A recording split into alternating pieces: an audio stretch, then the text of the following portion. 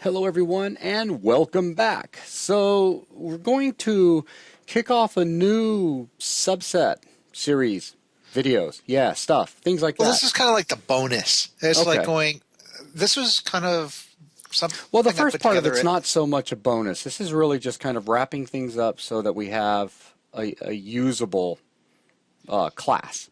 Well, it make it cleaner. It is usable as it is Well, right now. you know what I mean. But yeah, I understand. I just want to point out that, what we have is completely and utterly It is, usable.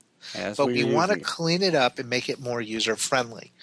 But we will be getting into the point where we have some fun with it and make it pretty because, you guys have done a lot of crunching through theory and numbers and typing in equations, and most of you probably have missed signs and quote or brackets for stuff and have gone nuts trying to figure out what you missed. Because I know I did when I went through this stuff. So, we'll have a little bit of a reward and we'll play around with some noise in where it looks pretty and cool and fun. And, why noise is so fascinating to begin with, even though while grinding through all of these algorithms may not seem as cool as it really is. But yeah, we will get there. Okay. But what do we want to do in this video? Well, the biggest thing that I want to do is get the noise class itself set up in such a way that we'll be able to instantiate it as well. Because right now it's a static class. So we're just calling noise.value or noise.perlin or noise.simplex. And we've got a couple of overloads so we can call 2D or 3D versions of it. But there are certain values that I would like to preset for a noise. And I would like to be able to say, for some reason, maybe I have, I don't know, an environmental system that has clouds that I would like to be generated off a simplex noise. And I've got certain settings that I've dialed in, and I'd like to instantiate that noise once and just let it go and not have to worry about every time I need to update the clouds, typing in all those numbers again. Mm-hmm. But at the same time, I've got another system that needs to populate, say, blades of grass across my terrain. And I want a noise to figure that out. And I've got certain settings for that type of noise. And I don't want to have to type those in. So I'd like to be able to have two different noise systems that have two completely different sets of settings Mm-hmm. that exist in the game at the same time. So to do that, we're going to need to make our class be instantiatable as opposed to being static. We left it as static to start with just for development and testing over the last 8-9 hours or whatever we've done so far of videos. Now it's time to change that and make it so it is an instantiatable class. So inside of here, we're going to do some cleanup. One is we've gone through and we've now changed and inlined Oh, malware every. bites. Let me go ahead and close that. All right. Okay, so we've got our floor code is all now in line with each of our methods. So this floor method is obsolete. So I'm going to delete it. Well, no, I'm not, because you took the mouse. Now I'm going to delete it and I'm going to clean this up. So we need to make some changes. First off, we need to get rid of this static. So static is gone bye-bye. We're no longer using seed because we're not relying on the hash 2D or 3D for our value noise. So this is a property that is no longer being used. So I can get rid of that as well. Down inside of our noise constructor, I can get rid of this. Our noise is no longer a static noise though. So we have to get rid of this static and make this a public constructor. And it's still not happy. Why not? Static classes cannot have constructors. Well, You've yeah, got no kidding. the partial classes broke up across multiple files. Oh, that's right. Yeah, you're right. I forgot about that. Good catch. Yep. Because we're using a partial class, I have to go through and change out, get rid of the statics across all of them. Now, something that we're not going to do is, if you look, all of our methods for all of the noises that we've done up to this point are statics. We're going to leave those there. So if for some reason somebody wants to directly call a Perlin 2D, I'm going to allow them to do that using the static without relying on any of the other code that we're going to be putting in place. So in essence, they'll have raw access to those algorithms if they need them. But we're going to make some wrapper methods that in the next several videos to simplify the process for them. Now we've got all those errors taken into consideration. We need a couple of other things inside of our noise class. One of them is going to be an enumeration, and the enumeration is going to be the types, the types of noises that we have. We have value noise, we have Perlin, and we have simplex. And we're going to need a read-only boolean to let us know if our noise has been initialized.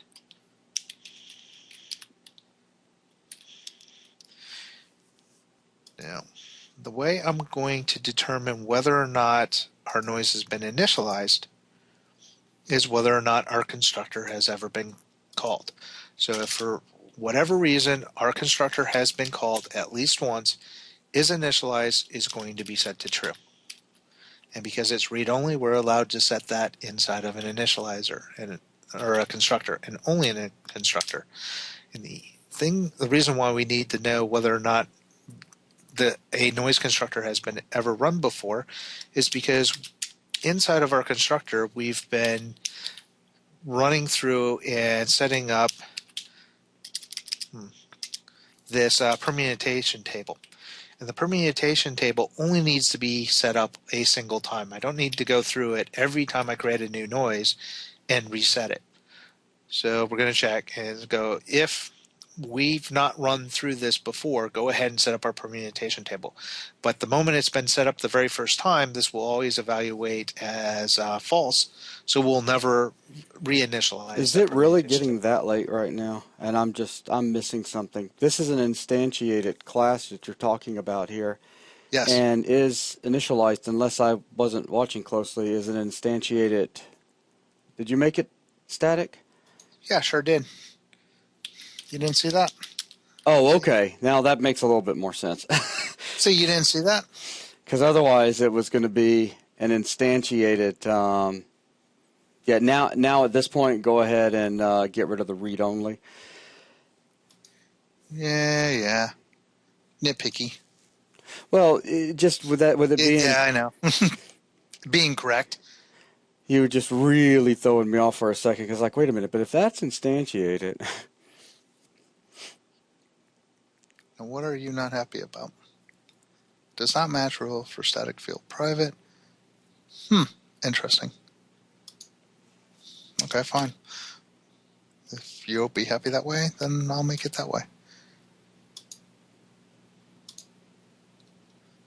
Oh yeah, it is private. Wow, it is late. Okay, now we're rocking. Okay, we and all I'm happy? with you, and it all makes sense. Yes. Yeah, it does the same thing. Yeah, for some reason I messed that up. Don't worry about it. So it was like when I was cooking that. All right. So this controls whether or not our permutation has been initialized or not. And once it's been initialized, we never run through it again and initialize it, just to save us some time every time we create a new noise. Now, there are several properties that I want to be able to track for each of our noises that we instantiate. So these won't be static.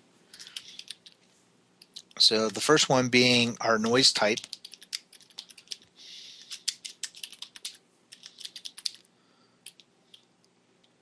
And then an integer that holds our number of octaves. So this will be octaves.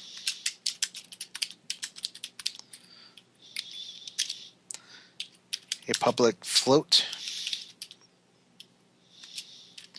This will be frequency.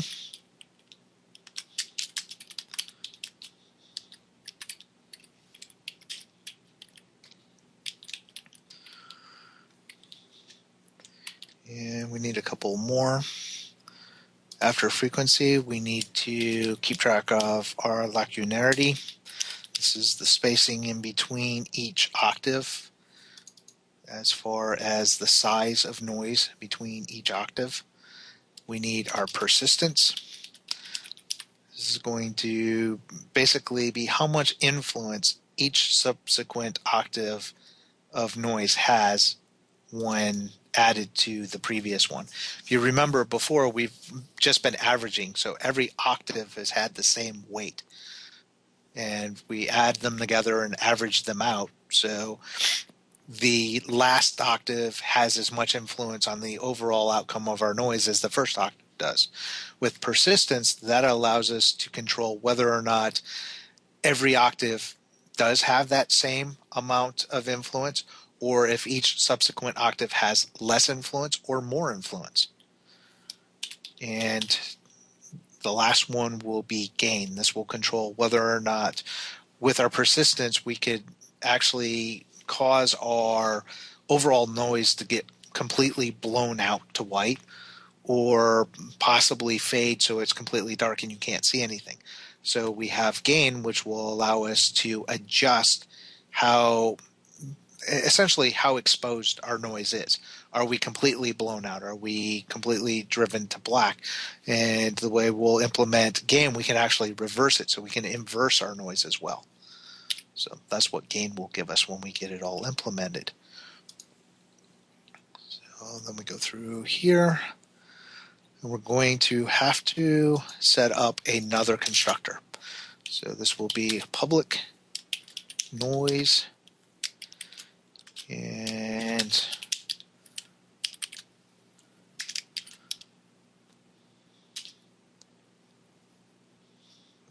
let's see. And it's still not happy with me. Why is it not happy? Why is this not happy? Well, remember with same signature? Oh, yeah. Well, Yeah, you're not because sending anything in. yeah, it's late. It's late. I'm getting there. So we need to send in our type. I hadn't finished implementing my my override or my second constructor, and I'm already worried about why it stopped working. Our octaves, our frequency, our lacunarity. Turn my caps lock off. Our persistence.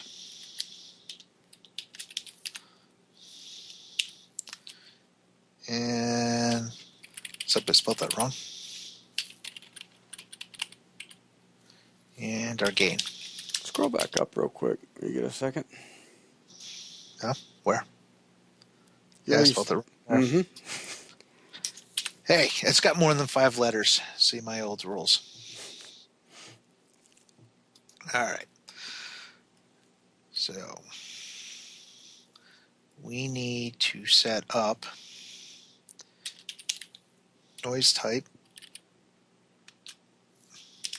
equals noise type.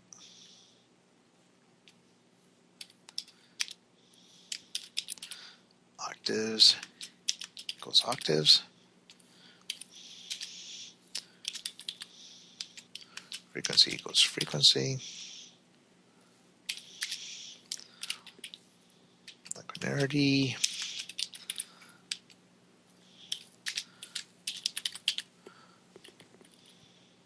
Persistence.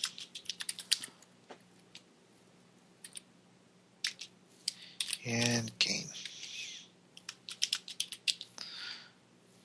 All right, now I also want to copy all of these and paste them up here,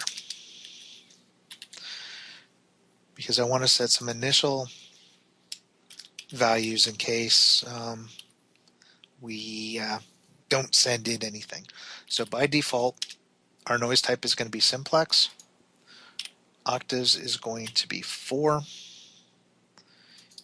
And frequency, I believe I said 0.05.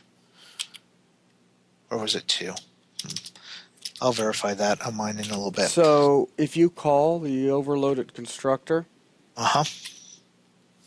Canary 2. Actually, this is 1.9. no, you're good. You're good.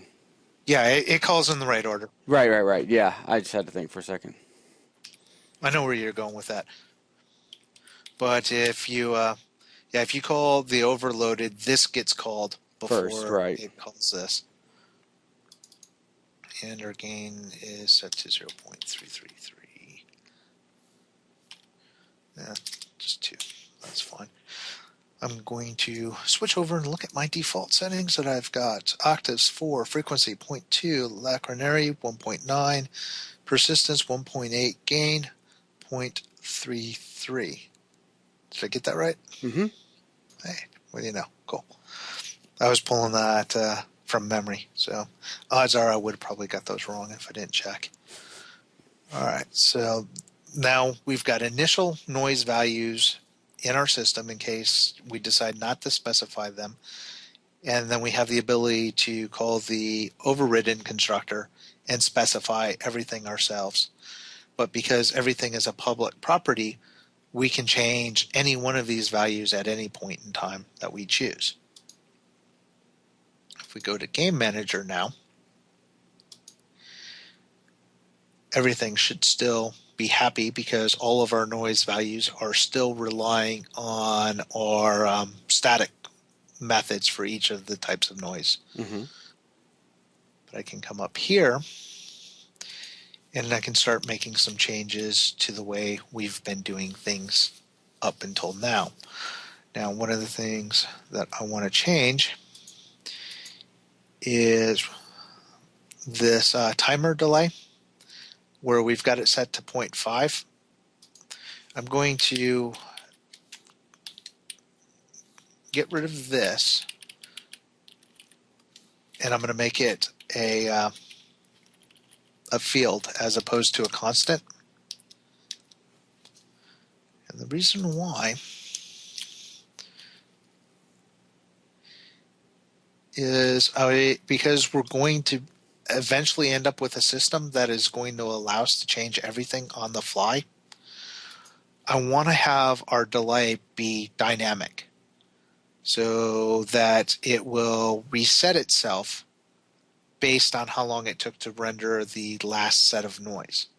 So if we come down here, we're already calculating exactly how long it took to run that noise algorithm.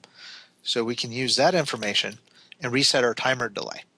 So we can say timer delay equals our elapsed time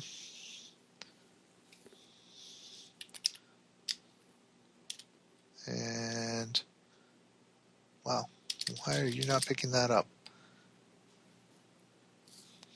Elapse. Seriously? Control C.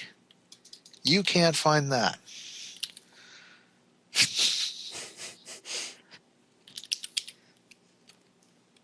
So elapsed time in seconds times 1,000 because it's 1,000. Each second is 1,000 milliseconds. Elapsed. Now it wants to find it. Plus milliseconds. What I'm doing is I'm converting everything to milliseconds. And then I'm going to divide the whole thing by 1,000 to convert it back into fractional seconds.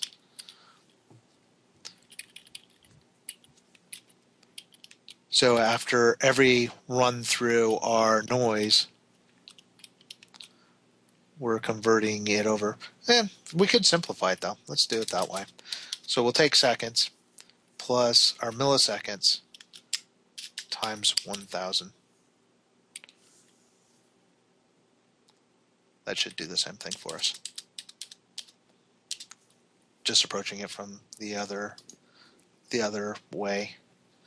So now our timer delay will dynamically update.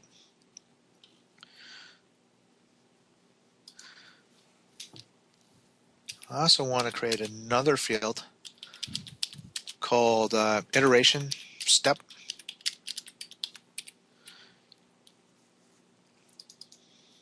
And I'm going to make this public. Let's move it up here. Name it correctly. And let's set this to be 0.5 for now.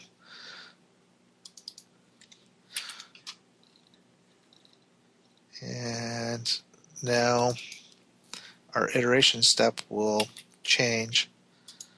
So we're going to increment our iterations each loop through by our iteration step size. The reason I'm making it public is so we can expose it to the inspector inside of Unity. Mm-hmm.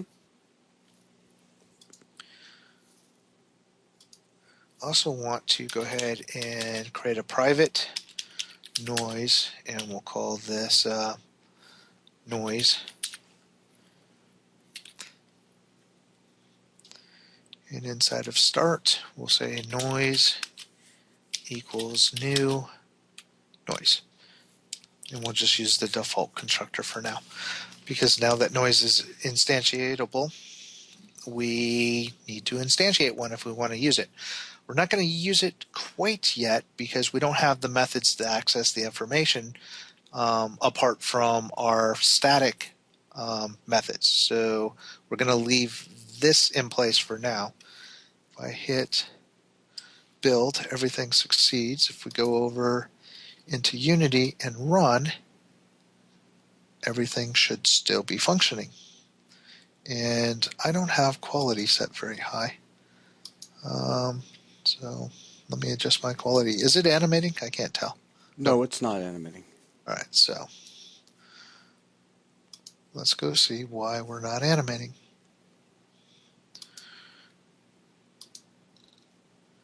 All right, so iteration step.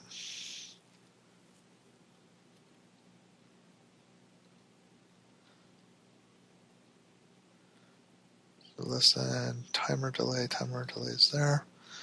Unless I really did mess up this equation. This is what happens every time I try to adjust something on the fly.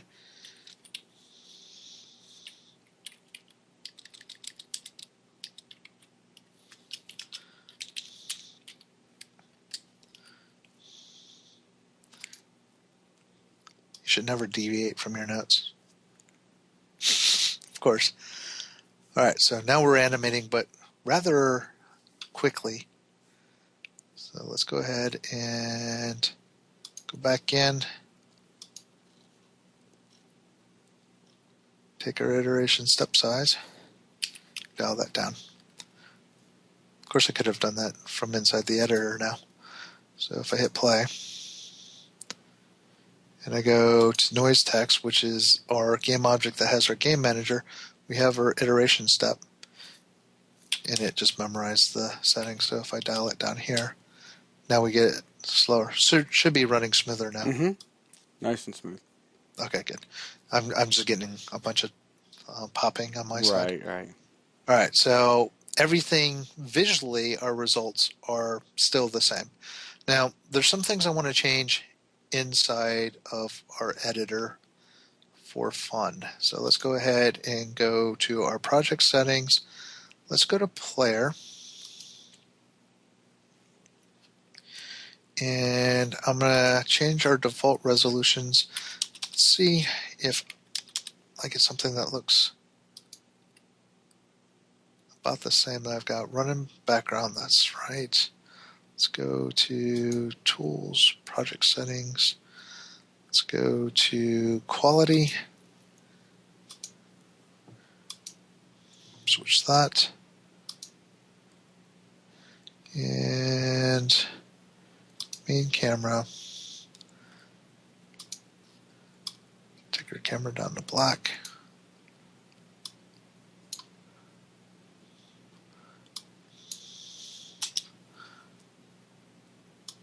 All right, so camera's down to black.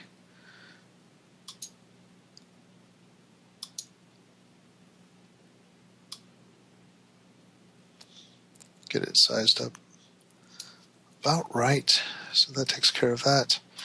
Main texture, I want to size to -200 by 200 by 400 by 400.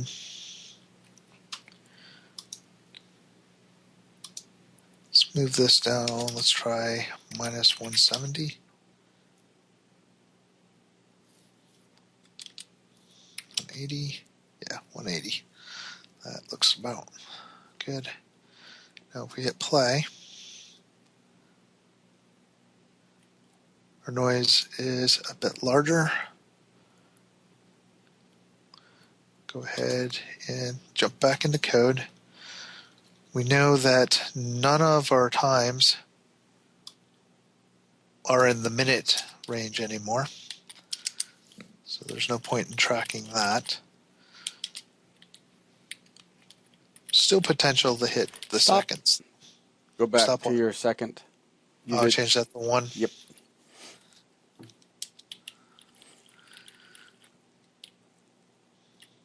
Cool.